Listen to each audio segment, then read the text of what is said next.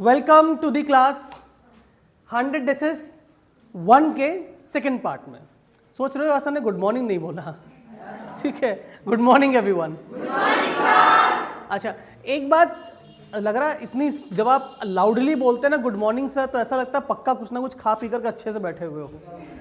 सबने पूरा खा पी के बैठे हुए हैं, यानी जब आप में एनर्जी होती है ना, तो आपकी एनर्जी वो दिखनी चाहिए क्लासरूम में भी। मतलब इट डजंट मीन कि केवल टीचर में ही एनर्जी होनी चाहिए। आप एक साइंस का फॉर्मूला है ना कि एनर्जी से एनर्जी मिलती है, राइट है कि नहीं। कोई गर्म चीज़ ठंडी चीज़ के पास रखिए, दोनों को साथ रखिए, तो जो दोनों आपस में मिक्स हो जाते हैं। जितनी गर्माहट है उतनी गर्माहट उसको भी मिल जाती है ना। तो एनर्जी से एनर्जी पास होती है। तो इसी तरीके से जब बच्चों में एनर्जी होती है तो वो टीचर को भी एनर्जी मिलती है, और जब टीचर्स को एनर्जी मिलती है तो वो क्लास को पूरी मेहनत और शिद्दत से पढ़ाते हैं। और जब शिद्दत से पढ़ाते हैं तो जो कॉन्सेप्ट हमें समझना होता है ना, वो बहुत खूबसूरती से समझ में आ जाता है। तो आप लोग ब्रेकफास्ट करके आया करिए, प्रॉपर लंच किया करिए, जिससे आपके अंदर एनर्जी बनी रहे। अच्छा, कभी सोचा है कि सुबह के नाश्ते को ब्रेकफास्ट कहते हैं, राइट? सुबह जो सबसे पहले आप उठकर खा लेते हैं उसे ब्रेकफास्ट कहते हैं। जो कि आपने एक फास्ट को ब्रेक किया है, कुछ खा लिया, तो उसको हम ब्रेकफास्ट कहते हैं। दोपहर में जो खाते हैं प्रॉपर 12-1 बजे के बाद, जो भी आपकी टाइमिंग हो, उसे हम कहते हैं लंच। ध्यान दीजिएगा, सुबह के नाश्ते को अगर हम कहते हैं ब्रेकफास्ट, ठीक है, यानी हम कहते हैं पूरा लिखे तो BREA के ब्रेकफास्ट। और दोपहर में जो आप खाते हैं वो आप खाते हैं लंच। सुबह का ब्रेकफास्ट, दोपहर में लंच। कुछ लोग ऐसे होते हैं जिनको बीच में कुछ खाने का मन करता है, राइट, कि लो यार कुछ खा लेते हैं, भूख लगी है, तो उसको क्या बोलेंगे?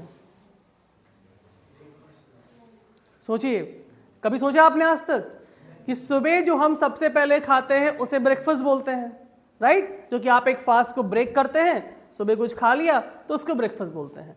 दोपहर में 12-1 बजे के बाद जो भी आपका टाइमिंग, उस समय जब आप कुछ खाना खाते हैं, लंच करते हैं, तो उसे लंच कहते हैं, वो ठीक है।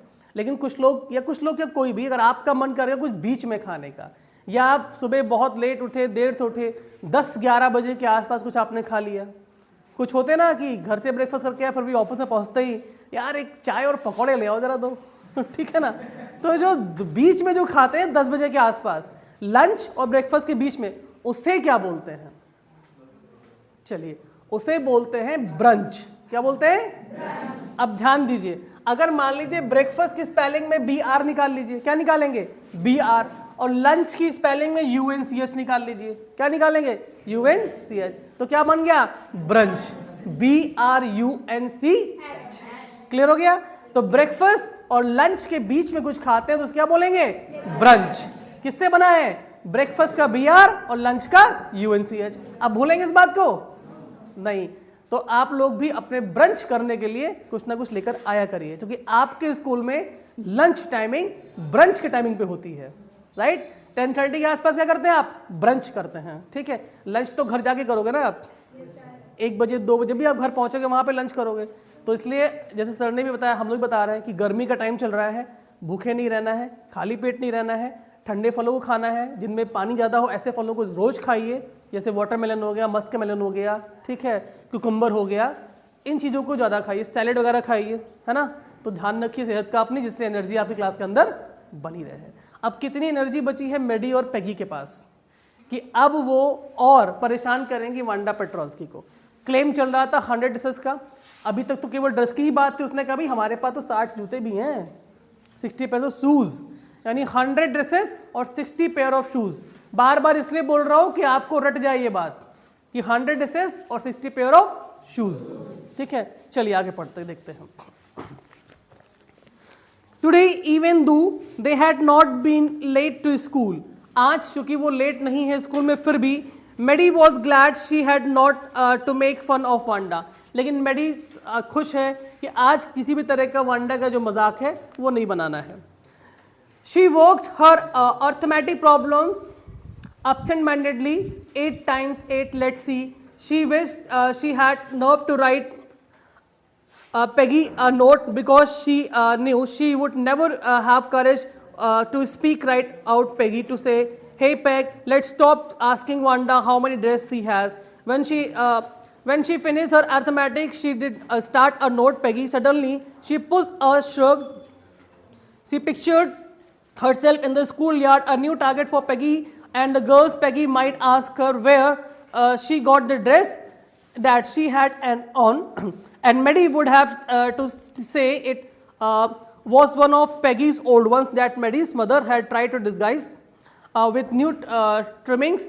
So room 13 would recognize it. आप समझिए यहाँ पे क्या है कि मेडी और पैगी हैं. पैगी थोड़ा सा, मेडी थोड़ा सा आज रिलैक्स है.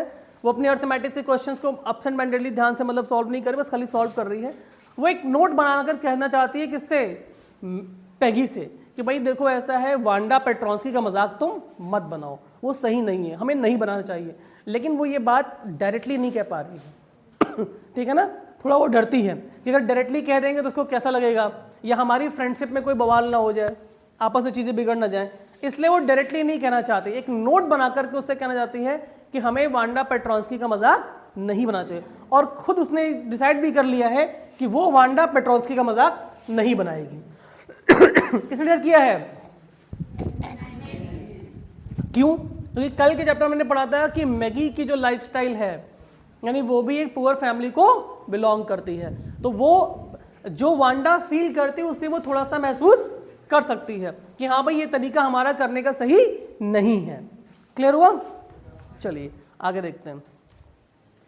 If only Peggy would decide of her own accord to stop having fun with Wanda. Oh well, Maddie ran her hand through her short blonde their hair through to pass uncomfortable thought away. What difference did it make? Slowly, Maddie tore into the beads of note and had started. She was Peggy's best friend. Peggy was the best light girl in the whole room. Peggy could not possibly do anything that was really wrong, she thought.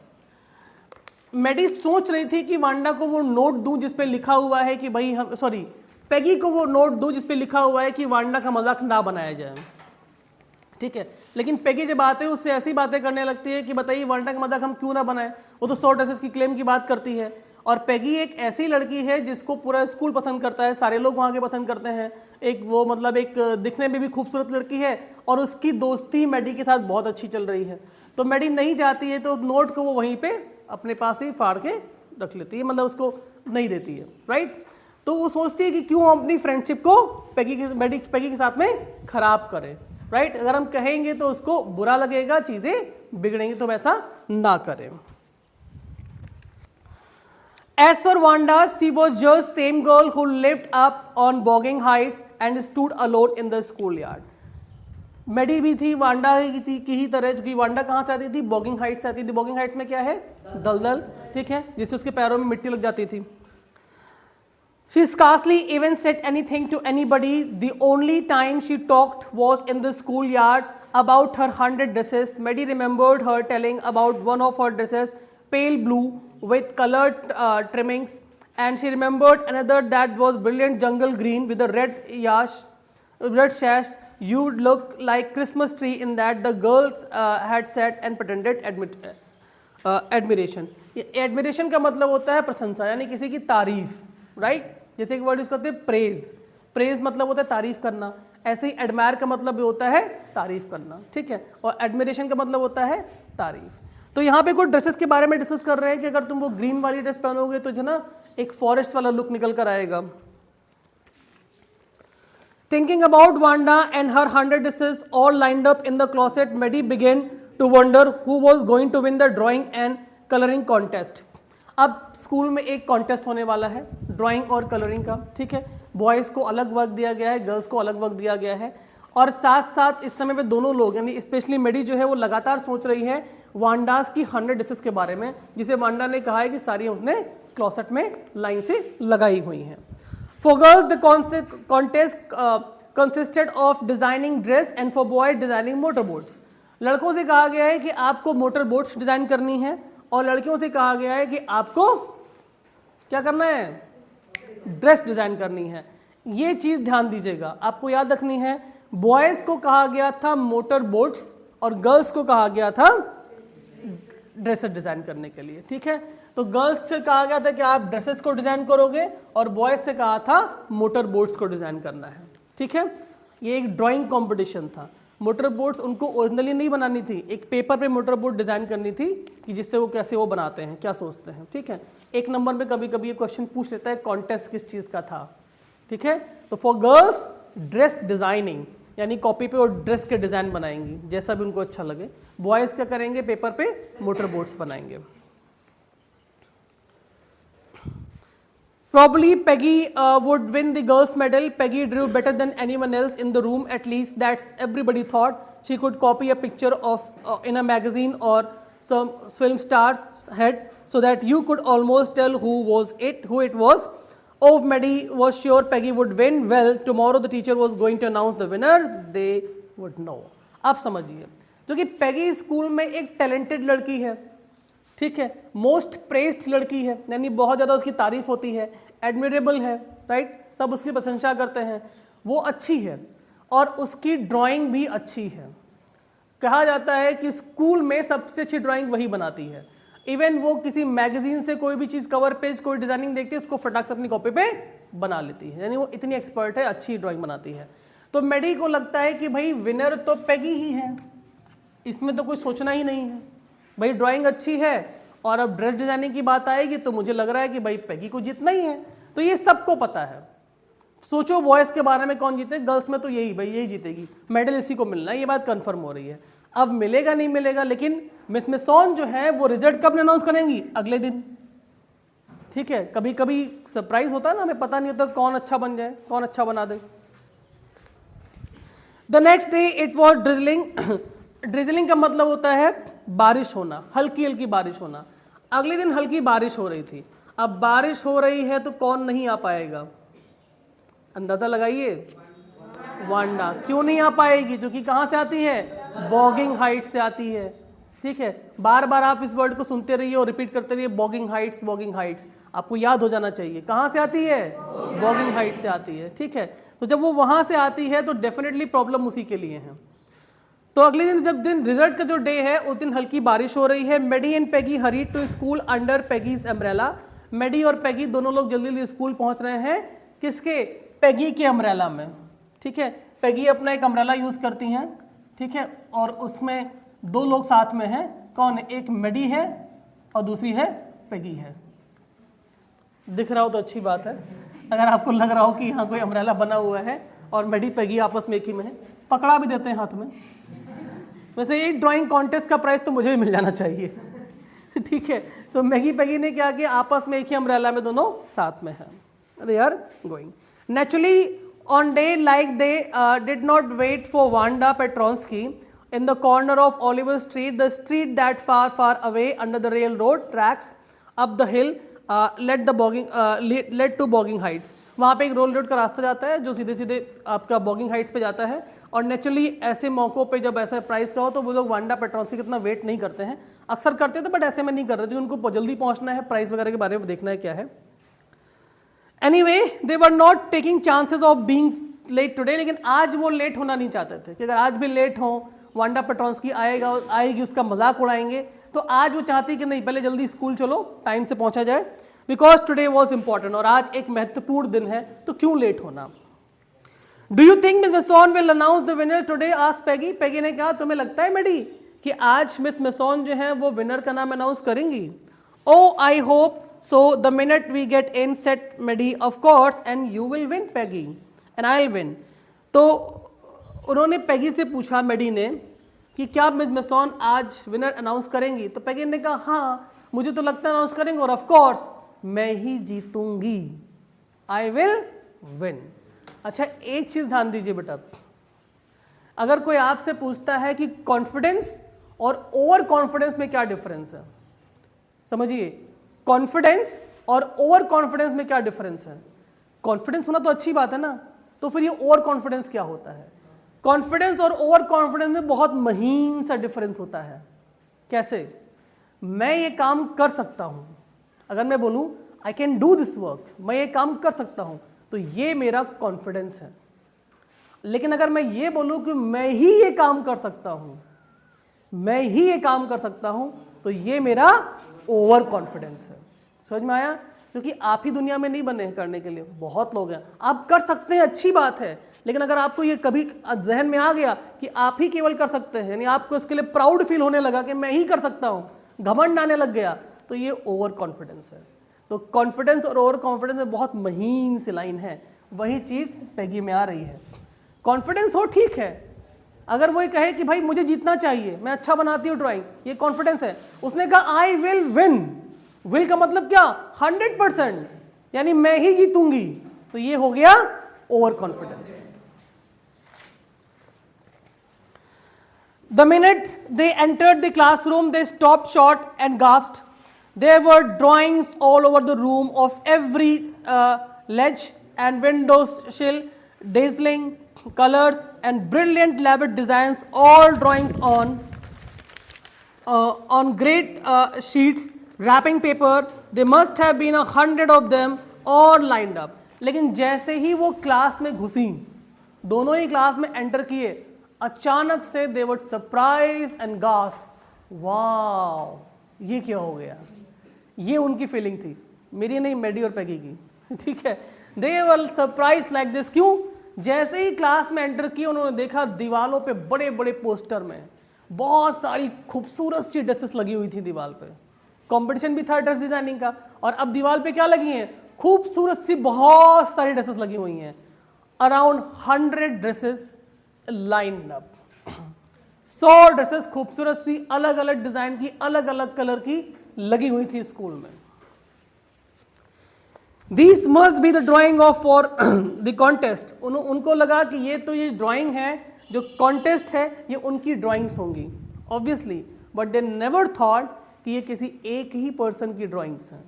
उनको लगा शायद सबने बनाई होंगी, उन सबकी painting लगाई गई, ड्राइंग लगाई गई है। सारी ड्रेसेस एक से बढ़कर एक, सब खूबसूरत ड्रेसेस, ऑल 100, और लाइन से लगी हुई थी क्लासरूम में। देवर एवरीबडी स्टॉप्ड एंड विशर्ड और मर्मर्ड एडमिरिंगली। देखिए स्टॉप्ड, विशर्ड और ये मर्मर्ड एडमिरिंगली। देखिए विशर्ड का मतलब होता है आपस में किसी से खुशफुसाहट की बातें होना, मर्मर्ड मतलब कुछ आवाज़ें आनी, यार देखो कितनी अच्छी पेंटिंग है ना, ये अच्छा लग रहा है ना, ये वाली बहुत अच्छी लगी, वो अच्छी लगी। आपस में बच्चे से बात कर रहे होते हैं और तारीफ कर रहे होते हैं। जैसे आप कभी कहीं जाएं म्यूजियम वगैरह में, कुछ अच्छा दिखता है तो क्या करते हैं, इकट्ठा खड़े होते बात करते हैं, यार कितना खूबसूरत, कितना अच्छा, कितना अच्छा। तो मर्मरिंग हो रही, बातचीत चल रही कि यार क्या शानदार पेंटिंग्स वगैरह लगाई हुई हैं। As soon as the class had assembled, जैसे ही क्लास assembled हो जाती है, Miss Mason announced the winner. Jack Bengals had won the boys. Boys की तरफ से जो प्राइज जीता है मोटर बोट को डिजाइनिंग करने का, वो जैक बेगल्स है। किसने जीता है, जैक बेगल्स ने जीता है।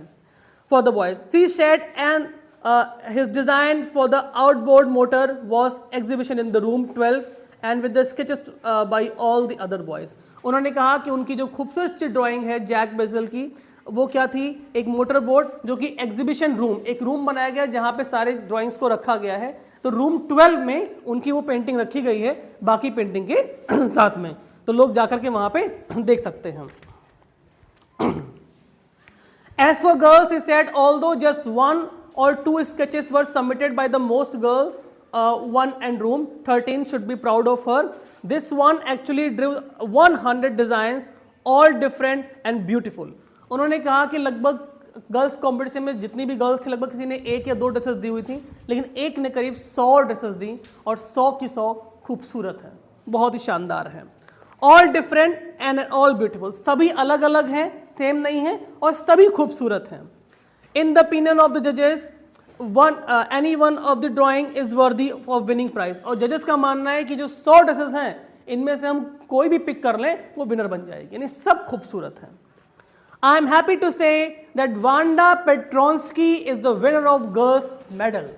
जैसे ही मिस मसोन ने बात कही कि मैं बहुत खुश होकर अनाउंस करती हूँ कि वांडा पेट्रोंस्की जो है वो विनर है, तो आप ध्यान दीजिए वांडा पेट्रोंस्की ने जो 100 ड्रेसेस का क्लेम किया था वो पूरा हुआ कि नहीं हुआ, राइट? अच्छा, ऐसा ना हो कि मोदी जी की तरह आप लोग बोल रहे हैं कि मित्रों ये हुआ कि नहीं हुआ ठीक है, तो लाइक दैट, तो वांडा पेट्रोंस्की ने जो 100 ड्रेसेस का क्लेम किया वो पूरा हुआ, ठीक है। और उन्होंने अनाउंस किया कि भाई मिस मसोन ने Wanda Petronski is the winner. कौन शॉक्ड होगा? 2, और 2 में ज्यादा कौन होगा? तो मैंने कहा था ना कॉन्फिडेंस और ओवर कॉन्फिडेंस। चलिए लास्ट पैराग्राफ देखते हैं। Unfortunately, Wanda has been absent from school for some days and is not here to receive the applause that is due to her. Let us hope she will be back tomorrow. Now class, you may file around the room quietly and look at the exquisite drawings. मेमोसॉन कहते हैं कि बड़ी unfortunate की बात है. Unfortunate मैंने आपको अभी रिसेंटली एडवर्ब में बताया था, दुर्भाग्यपूर्ण. उन्होंने कहा बड़ी दुर्भाग्यपूर्ण की बात है कि आज वांडा पेट्रोंस्की स्कूल में प्रेजेंट नहीं है. आई होप कि कल वो आएंगी. ठीक है, तब तक आप लोग उनकी खूबसूरत ड्राइंग्स को देखें और उनकी तारीफ करें. यानी जाइए आराम से देखिए कौन कौन सी ड्राइंग कितनी कितनी अच्छी है. The children burst into applause. बच्चे जो थे वो एकदम खुश, क्लैपिंग करते हुए जोर से वांडा पेट्रोंस्की के लिए. And even the boys were glad to have chance to stamp on the floor, put their fingers in the mouth and we shall do. They were not interested in dress. Look, Peg, whispered Maddie. That's blue, one she told about. And isn't beautiful? Yes, said Peggy. And here the green one. Boys and thought I could drop. जब ये dresses खूबसूरत थी तभी मेडी ने पैगी से कहा कि देखो पैगी, वो ब्लू ड्रेस तुम देख रही हो, इसी के बारे में वांडा बात कर रही थी. Faded blue. उसने कहा था ना बहुत सारे ड्रेसेस हैं, ब्लू ग्रीन. फिर पैगी भी कहती हूँ ग्रीन देख रही हो, वही कितनी खूबसूरत ड्रेसेस है. यानी मैगी और पैगी भी सरप्राइज थे और उसकी ड्रेसेस की तारीफ कर रहे थे. तो इस तरीके से वांडा पेट्रोंस्की ने अपने 100 ड्रेसेस के क्लेम को करेक्ट बताया. Right. And now you got to know about the chapter कि क्या था इसके फर्स्ट पार्ट में. अभी ये स्टोरी फिनिश नहीं हुई है. ये आपका पहला पार्ट जो है पार्ट 1 वो फिनिश हुआ है. सेकेंड पार्ट में और डिस्कस करेंगे. तो आज की हाईलाइट्स में क्या है, विनर कौन है? वांडा पेट्रोंस्की. राइट. ओवर कॉन्फिडेंट कौन था? पैगी. राइट. कितने ड्रेसेस वांडा पेट्रोंस्की के पास? 100. और शूज कितने थे? 60 पे. राइट. तो ये था आपका पहला पार्ट 100 ड्रेसेस 1. आई होप समझ में आया होगा. अच्छा, जब इसकी हम MCQ सीरीज बनाएंगे 100 ड्रेसेस 1, तो 100 ड्रेसेस 1 एंड 2 दोनों को एक साथ बनाएंगे. ठीक है. तो रेडी रहिएगा. संडे को स्पेशल क्लास होगी जिसमें MCQ क्वेश्चंस होंगे और बाकी रेगुलर क्लास में जुड़े रहिए. आई होप ये चैप्टर क्लियर हो गया. राइट. तो क्यों ना हम सब एक बार क्लैपिंग करें वांडा पेट्रोंस्की के लिए. चलिए. Okay. Thank you everyone. Thank you. Keep smiling. हंसते रहिए, मुस्कुराते रहिए और पढ़ते रहिए इंग्लिश.